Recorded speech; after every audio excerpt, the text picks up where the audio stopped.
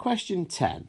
A bottle contains 568 millilitres of milk and Jack pours out half a litre.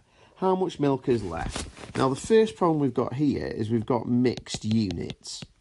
Okay, and in maths you should always make sure if you're dealing with two numbers in different units that you should make sure they're in the same unit first. So millilitres and litres are two different units.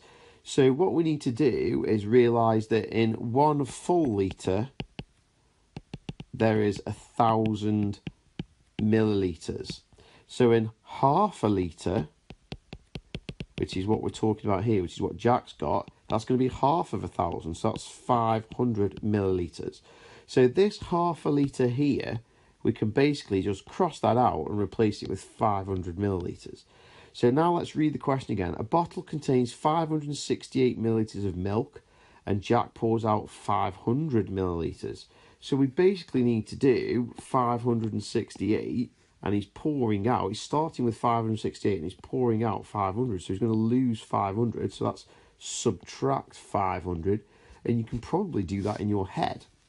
568 take away 500 is just going to be 68 left, isn't it? 68 millilitres of milk. But let's just double check with a column method. 8 take away 0 is 8, 6 take away 0 is 6, and 5 take away 5 is nothing. So we've basically got 68 millilitres left, which is our answer. For those of you who are wondering why such a random number is inside the bottle to begin with, well, 568 millilitres is actually the exact amount of millilitres in 1 pint. 1 pint is part of the old imperial measurement system, the old-fashioned system, which we sort of got rid of in the 1970s when we went to the metric system to make everything out of 10, 100 and 1,000. But some things are traditional.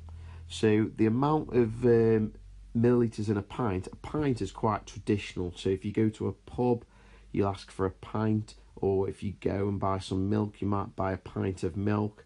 And it's traditional to still talk about pints for milk or beer or something like that. So in 1 pint there is 568 millilitres, but you'd never go to a pub and ask for 568 millilitres of Coke. You would ask for a pint of Coke.